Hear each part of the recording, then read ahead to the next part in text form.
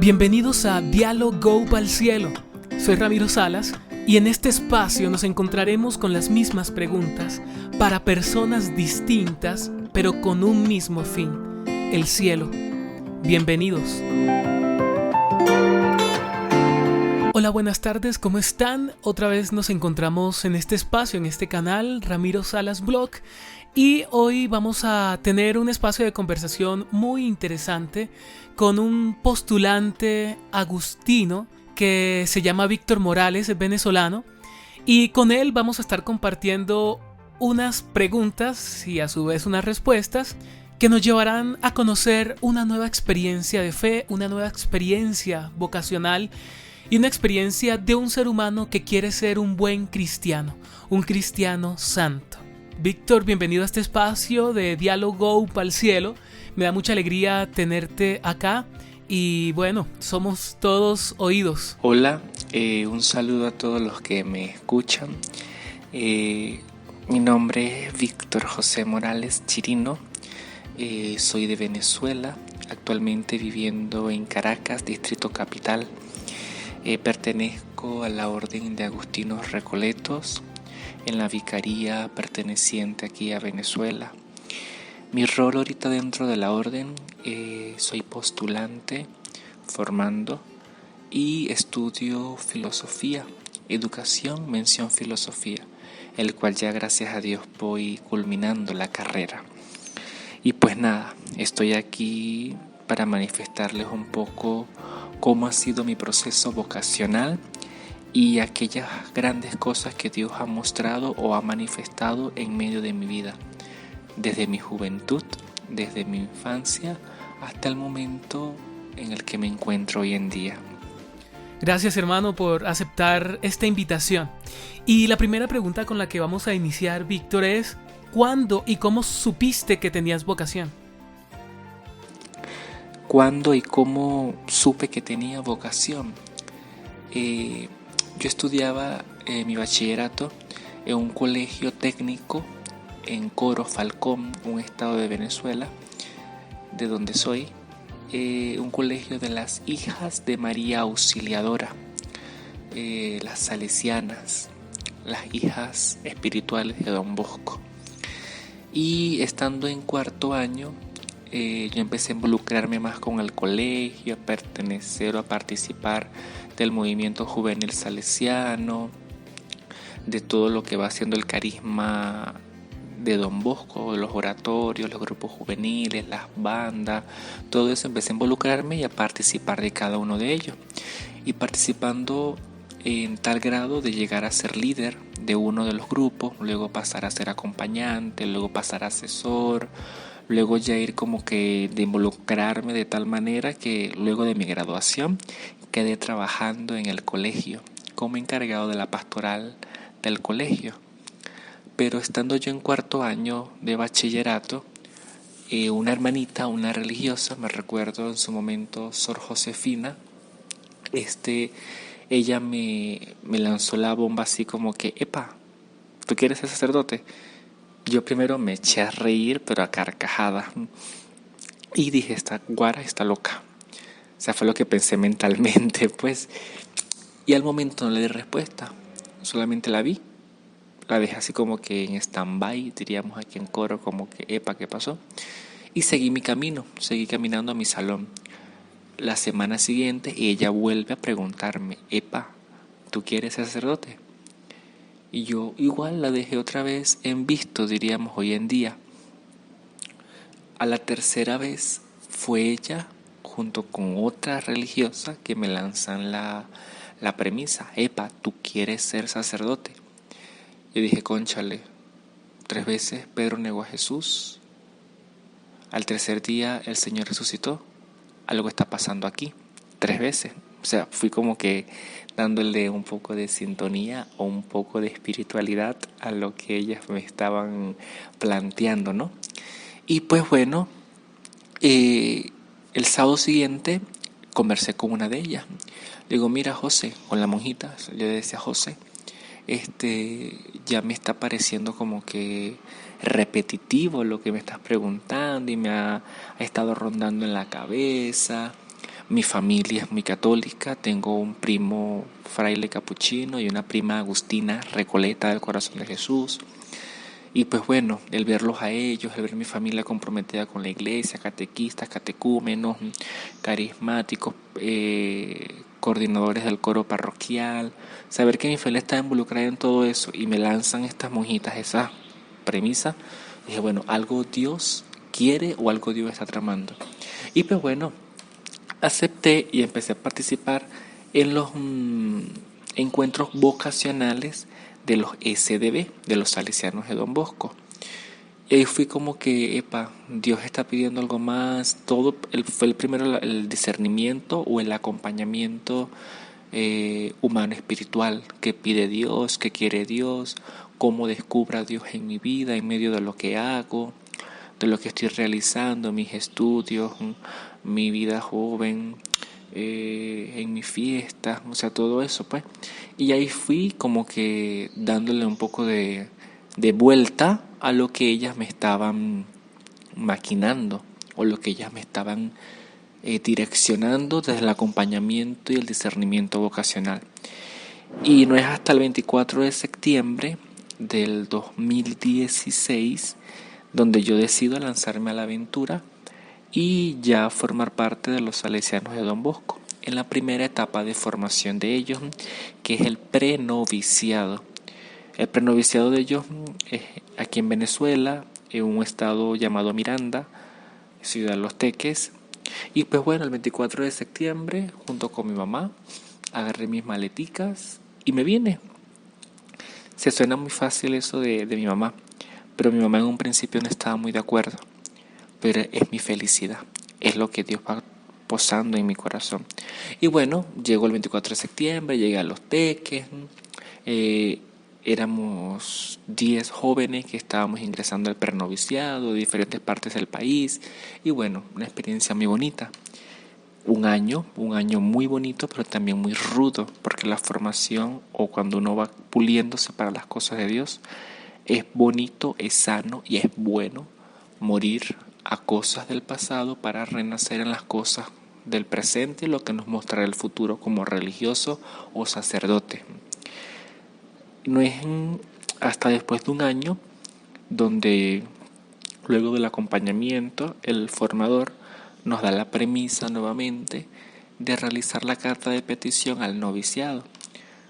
Y bueno, realicé mi carta de petición, yo muy contento, muy entusiasmado, hice mi noviciado, también un año hermoso, un año de noviazgo donde yo dije, Señor, me estoy enamorando de ti. Me enamoré del Señor, pero un enamoramiento bonito, un enamoramiento donde, cónchale, yo digo, Jesús, gracias por elegirme, o gracias por amarme, porque era un amor mutuo, un amor recíproco, un amor que a lo mejor ustedes lo están escuchando y dirán, ¿cómo era ese amor si Jesús es Jesús y tú eres tú? Pues bueno, Él desde lo que va obrando en mí, desde lo que va haciendo en mí, desde cómo me va tratando a mí, me muestra su amor. ¿Y qué más me queda a mí que responderle con amor? Amor con amor se paga, ¿no? Dicen por ahí. Bueno, hice mi noviciado, profesé como SDB, como Salesiano de Don Bosco. Luego en el camino uno sigue como con ese corazón inquieto, diría nuestro padre San Agustín, de querer buscar, de querer indagar, de querer estar más cerca de Dios, saber que Dios no es un Dios de segundo ni de minutico, es un Dios para siempre. Y me vino nuevamente la intriga al corazón, aquí soy feliz, pero Jesús me está pidiendo algo más, siendo yo religioso ya. Y no es hasta hace 8 meses, luego de haber tenido yo 3, 4 años como religioso SDB, donde digo, no, el Señor me está pidiendo algo más y por aquí no es. Y hice el proceso de discernimiento nuevamente con los agustinos recoletos, es donde estoy ahorita. Que Jesús ya me pulió del todo para Él, no, me sigue puliendo, sigue obrando en mí y yo humildemente me dejo. Yo humildemente dejo que Él actúe, que Él obre, pues soy la arcilla o soy el barro en manos del alfarero, ¿Quién es el alfarero? Jesús. Donde Él cuantas veces quiera destruye, donde Él cuantas veces quiere reconstruye, donde Él cuantas veces quiera diga ya está bueno, ya está listo. Y pues bueno, ahí fue donde yo me di dando cuenta de que sí tengo vocación, de que Jesús me está invitando a amarle más de cerca. Esto vocación en el plano religioso, pero también debemos tener en cuenta que la vocación es ser un buen ingeniero, un buen médico, tener vocación para la vida matrimonial o laical. O sea, todo es vocación, pero yo le estoy hablando desde lo que el Señor ha posado en mi corazón, que es la vocación al sacerdocio, a la vida consagrada religiosa. Quizás tú que me estás escuchando dirás, pero yo no tengo vocación para ser sacerdote o religioso. Pero bueno, debes preguntarle, Señor, ¿cuál es mi vocación o cuál es mi misión aquí en esta vida, en esta tierra? Ser un buen esposo o una buena esposa, quedarme soltero o soltera, ser un buen médico o un buen ingeniero. ¿Qué me estás pidiendo, Señor? Qué bello testimonio y qué bella experiencias nos cuentas sobre tu llamado vocacional, hermano. Y sabes que mientras tú nos comentabas sobre tu historia vocacional, Víctor, pensaba en esa frase que normalmente a veces comentamos con los amigos en torno a esto del llamado de Dios, y es que Dios sabe tomar como instrumentos a veces a quienes menos pensamos o esperamos. Y también la historia de tu llamado me hace recordar aquel pasaje bíblico en el que Dios llama a Samuel. En medio de su sueño, Dios le dice Samuel, Samuel, y Samuel pensaba que era su maestro Elí el que le llamaba, y fue corriendo a la habitación de Elí y le dijo: Maestro, ¿me necesitas? ¿Me llamas? Y Elí le dijo: No, no te estoy llamando, ve, acuéstate de nuevo. Y Samuel se fue a acostar de nuevo, otra vez escucha que lo llaman, Samuel, Samuel, él sale corriendo, lo mismo, y Elí le dice: No, no te estoy llamando, ve, acuéstate. Y a la tercera vez, el niño Samuel va a donde Eli y Eli le dice: Cuando te vuelvan a llamar, simplemente contesta: Habla, Señor, que tu siervo escucha. Entonces, tu historia me acordaba más o menos a esto porque tú nos contabas, ¿no?, que las hermanitas o Dios a través de estas hermanas estuvieron ahí insistentemente, y creo que nos cuentas hasta 3 momentos en los que ella te insiste hasta que tú accedes a pensar en la posibilidad. Qué alegría, hermano, qué alegría. Y bueno, también esta frase que dices que Dios no es un Dios de minutos, sino que Dios es un Dios para siempre, nos habla mucho también de la experiencia de ese llamado, porque el llamado de Dios también no es un llamado de un minuto. Dios no llamó a Samuel, Dios no llamó a ti, Víctor, Dios no nos llamó a nosotros para un minuto, para un día, sino para la eternidad. Entonces, gracias por tu experiencia, hermano. Y la segunda pregunta tiene que ver con tu experiencia de fe.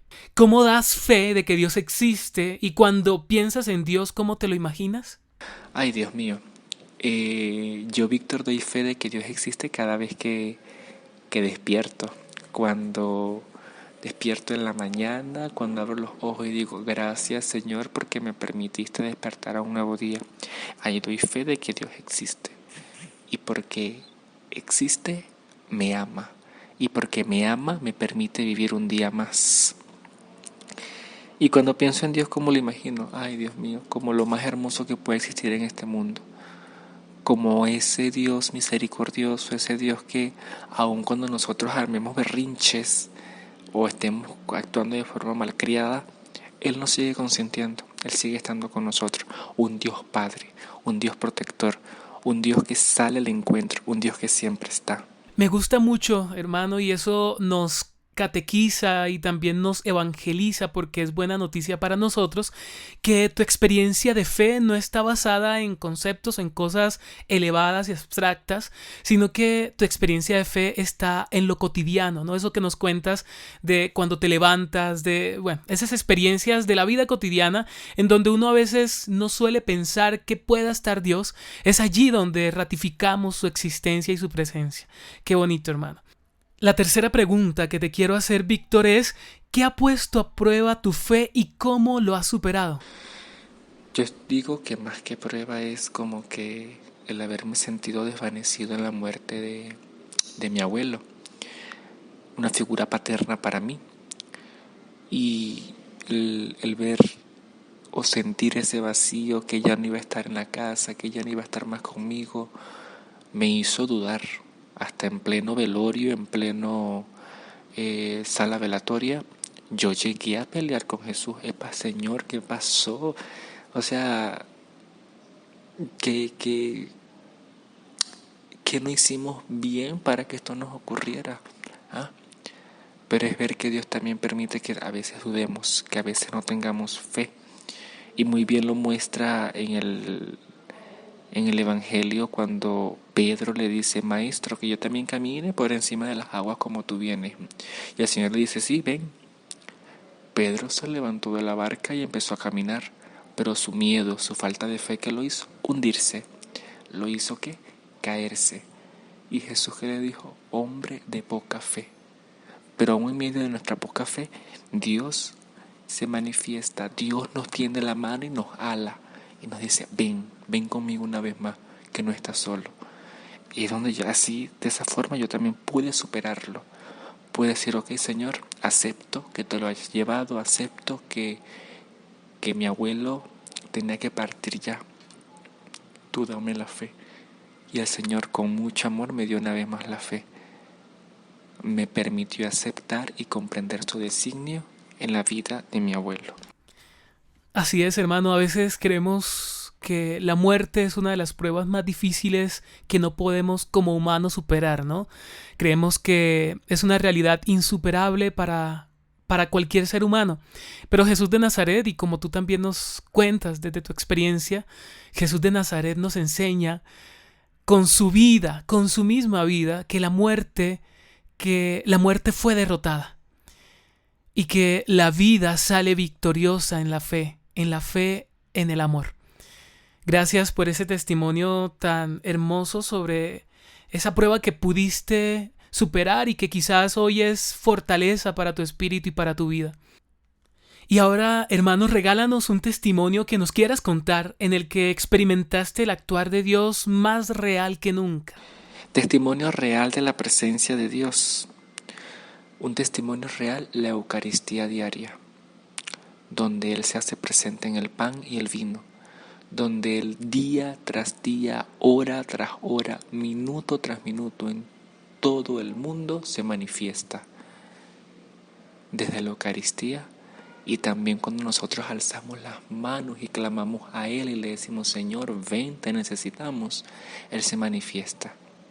Y yo doy fe de que en la vida de Víctor, en mi vida, Dios se manifiesta a cada momento. Dios se manifiesta siempre, desde la cruz, desde la Eucaristía, desde mi hermano, desde el prójimo, desde aquel joven, niño, adulto, anciano que viene a mi vida a pedir algún consejo, a pedir alguna palabra, a pedir algo. Ahí donde yo digo: Dios se manifiesta. Dios es un testimonio vivo, un testimonio vigente. A este testimonio que nos cuentas sobre la presencia y el actuar real de Dios en la vida, tengo un amén. Así es, hermano. Pues la experiencia de Dios a veces trasciende nuestra comprensión. Dios es misterio y la Eucaristía es un sacramento que encierra en sí mismo un misterio que, si nos ponemos a ponerlo en duda, es como, no sé, para nosotros los cristianos dudar de nuestra vida o hasta de nuestros padres que nos dieron la vida, ¿no? Y también eso que tú nos dices de que Dios también se manifiesta a través del hermano necesitado, del pequeño, del último. Ahí es donde radica la centralidad del mensaje de la buena noticia del Evangelio. Porque como lo dice Jesús, quien lo hace con uno de estos pequeños, lo hace también conmigo. Es allí donde encontramos entonces que cuando nosotros tendemos la mano a alguien necesitado, no lo estamos haciendo solo por la persona, sino que de alguna forma también lo estamos haciendo por Dios. Y ya que entramos a un grado más profundo de fe, Víctor, quiero preguntarte qué crees que pase en el instante en el que dejes este mundo y, en este mismo sentido, ¿cómo te imaginas el más allá? ¿Qué creo que pase al instante de dejar yo este mundo y cómo me imagino el paraíso? No me imagino qué pasará al instante porque bueno, en mi muerte, no sé, tendrán que prepararme, ponerme el hábito para velar y todo eso, ¿no? Sino que bueno, que es un sueño, un anhelo, un deseo, el yo ya querer estar frente a frente con el Maestro, cara a cara con el Señor. Pero todo será a su momento, a su tiempo, no es cuando yo quiera. Primero, el sentirme llamado, el sentirme amado, el no sentirme juzgado, el sentir la misericordia de un Dios que abre sus puertas, que abre las puertas de su corazón, de sus brazos para recibirme en el paraíso o donde Él quiera que yo esté. ¿Cómo me imagino el paraíso? Me lo imagino como un lugar de reposo, donde van todas aquellas almas buenas, luego de haber trabajado o haber luchado tanto en esta tierra, en este mundo, y donde Jesús les da la prioridad o el permiso o la potestad de ser como los ángeles, de gozarse en su presencia, de verlo cara a cara, de saborear y decir: Señor, qué bueno fuiste conmigo cuando estaba en la tierra, y ahora que te tengo cara a cara, déjame adorarte, y que nadie diga nada, pues solamente quiero estar cara a cara con el Maestro. Ya luché y batallé mucho en la tierra, ahora aquí en el paraíso quiero adorarte, quiero amarte, quiero disfrutarme de estar en tu presencia. Wow, hermano. Mientras te escuchaba, me hiciste recordar de una canción que escuché hace mucho de un grupo que se llamaba Revolución Estéreo, no me acuerdo si existen, creo que eran puertorriqueños, y ellos tenían una canción que se llamaba precisamente Cara a Cara y decía: quisiera verte cara a cara por la primera vez. Me perdería en tu mirada. Bueno, ahí sigue la canción, es muy bonita, pero lo que me gusta de esta canción es precisamente ese deseo de estar frente a frente con Dios en una eternidad como si fuera una primera vez. Es una cosa hermosísima y me encanta, y me hiciste recordar en este momento de esa experiencia que creo que es el anhelo de muchos cristianos. Uno cuando habla de estos temas con otras personas, la frase que siempre sale a colación es cara a cara con Dios. Como dice San Ignacio de Loyola, como un amigo con otro amigo allí frente a frente. Qué maravilla y qué hermoso, hermano. Gracias por ese testimonio tan maravilloso que nos regalas y estas palabras que nos mueven a recordar estos sentires espirituales tan maravillosos y profundos. Ahora te quiero hacer una pregunta, otra vez volviendo al mundo, a esta iglesia tan maravillosa en la que estamos. Y es con respecto a todo lo que estamos viviendo hoy día, ¿no? La pregunta tiene que ver con el futuro de la iglesia. ¿Cuál crees tú que será ese futuro? Pues no soy un hombre de mirar el futuro, sino de vivir el presente.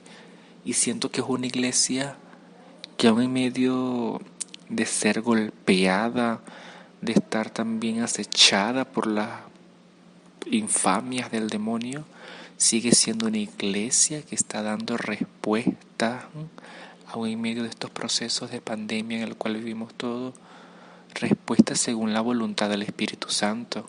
Una iglesia que ama, una iglesia que asiste, una iglesia que sale al encuentro del más necesitado. Una iglesia que eres tú, que soy yo. Una iglesia que va caminando de la mano con aquel prójimo, con aquel mendigo, con aquel pobre, lo más predilecto del Señor. Una iglesia que en el presente está dando pasos según la voluntad del Espíritu. ¿Cómo me la imagino en el futuro? Es un trabajo forzoso para mí, pero puedo decir que será una iglesia más de Dios, una iglesia más llena del Espíritu Santo. Y cuando digo iglesia no me refiero a la estructura, sino a quienes somos parte de esa iglesia. Una iglesia que ya dirá gloria, aleluya a Dios, pero también dirá gloria, aleluya a Dios por haber obrado. Gloria, aleluya a Dios por seguir caminando. Una iglesia que trasciende, una iglesia que transmite, una iglesia que va más allá de lo mucho o lo poco que se le pueda dar. Pues tenemos al jefe y Señor de señores como patriarca, Jesucristo, como dueño y supremo eterno. ¿Quién va a poder con él? Si él mismo le dijo a Pedro, ni los poderes del infierno prevalecerán sobre ti.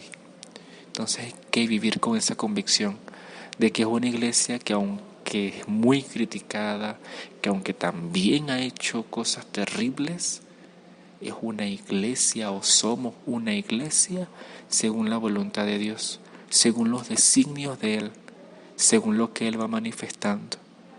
Pero creo que seremos una iglesia más llena de Dios, más llena del Espíritu Santo, y que daremos respuesta a cada una de las necesidades que se nos vayan afrontando. Qué bien, hermano. Me encanta esta respuesta. Esto es una iglesia primero que está en el presente y una iglesia que camina. Y desde ese caminar en Jesús es respuesta para el mundo. Excelente, hermano. Es decir que el futuro evidentemente es incierto y lo labramos en el día a día, en el caminar. Todo lo que hacemos en el ahora va a ser la siembra para cosechar en el futuro lo que nosotros ahora estamos sembrando.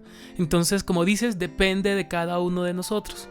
Y ese depende, en ese depende está la clave, porque si dependemos del patriarca, como dices, del rey, del Señor, Dios Todopoderoso, el amor de los amores, si le damos a Él la prioridad, la corona de nuestra vida y de nuestra iglesia, vamos a salir victoriosos, así es, hermano.